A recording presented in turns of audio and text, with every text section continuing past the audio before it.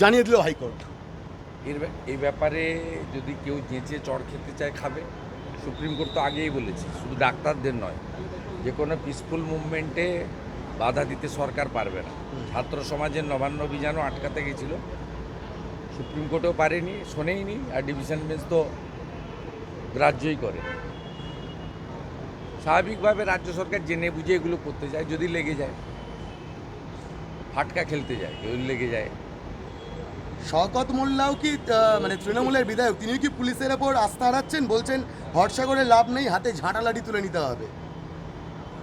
ও বাজার গরম করার জন্য বলছে। পুলিশকে বাদ দিলে ওদের কিছু নেই, পুলিশকে বাদ দিলে ওদের কোনো অস্তিত্ব একটা খুব নেই। ভালো খবর সামনে এসেছে, দাদা সাহেব ফালকে পুরস্কার পাচ্ছেন মিঠুন চক্রবর্তী। নিঃসন্দেহে বাঙালি যোগ্য লোককে যোগ্য পুরস্কার দেওয়া হয়েছে, অনেক সময় গেল। মোদিজির সরকার সঠিকভাবেই সঠিক ব্যক্তিকে পুরস্কৃত করেন। মোদিজির সরকার সর্দার বল্লভভাই প্যাটেল থেকে চৌধুরী চরণ সিং, প্রণব মুখার্জি, ভারতরত্নের ক্ষেত্রেও তাদের দৃষ্টান্ত বারে বারে রেখে গেছেন। এক্ষেত্রেও যোগ্য অভিনেতাকে, প্রকৃত অভিনেতাকে দিয়েছেন। বাংলা বাঙালি হিসেবে যেহেতু তার নামের সঙ্গে মিঠুন চক্রবর্তী এবং তার সঙ্গে কলকাতা বাংলার আত্মিক যোগ রয়েছে, আর তাছাড়াও আমি যে দল করি সেই দলের তিনি একজন অন্যতম বিশিষ্ট শুভচিন্তকও বটে, তাই আমরা গর্বিত, আনন্দ।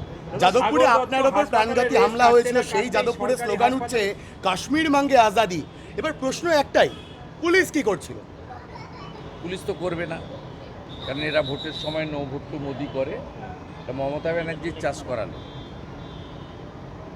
মমতা ব্যানার্জি পশ্চিমবঙ্গে দেশবিরোধী রাষ্ট্রদ্রোহী যারা, তাদেরকে তিনি এখানে লালিত পালিত করে রেখেছেন, এবং এই কাজে তার দলেরও একটা অংশ যুক্ত রয়েছে। আপনি দেখলেন না বিহারের দুটো ছেলেকে যেভাবে কান ধরে উদ্ঘোষ করালো শিলিগুড়িতে। এটা তো সংকীর্ণতা, প্রাদেশিকতা, দেশের মধ্যে আরেকটা দেশ তৈরি করার যে অপচেষ্টা, এটা বহুত্ববাদে বিশ্বাসী ভারতবর্ষের ক্ষেত্রে বেমানান। সাগর দত্তর হাসপাতালে রেস কাটতে না কাটতেই সরকারি হাসপাতালে ফের জুনিয়র ডাক্তারদের নিগ্রহ, এবং এবার ঘটনাস্থল হচ্ছে ন্যাশনাল মেডিকেল কলেজ। কি বলবেন? আমি গতকালই বলেছি, আমার মিছিল ছিল, কর্মসূচি ছিল। সমস্যার মূল হচ্ছে মমতা ব্যানার্জি। মমতা বন্দ্যোপাধ্যায়কে প্রাক্তন না করলেই কোনো সমস্যার সমাধান হবে না, কারণ পুলিশের যে কাজটা করার কথা পুলিশ করে না, পুলিশ দলের কাজ করে, টাকা তোলে।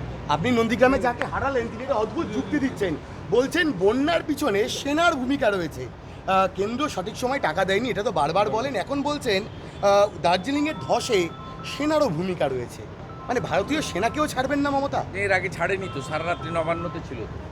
সেনা যখন এখানে একটা সমীক্ষার কাজ করছিল, কত গাড়ি এক্সিট এন্ট্রান্স নেয়, সেই সময় তিনি সারা রাত্রি ধরে নবান্নতে ধর্ণা দিয়েছিলেন যে সেনারা এসেছেন। শুধু তাই নয়, যখন ভারতবর্ষের এয়ারফোর্স স্ট্রাইক করেছিল পাকিস্তানের ভিতরে গিয়ে, তিনি তখন নবান্নর গেটে দাঁড়িয়ে বলেছিলেন মমতা ব্যানার্জি প্রমাণ কোথায়।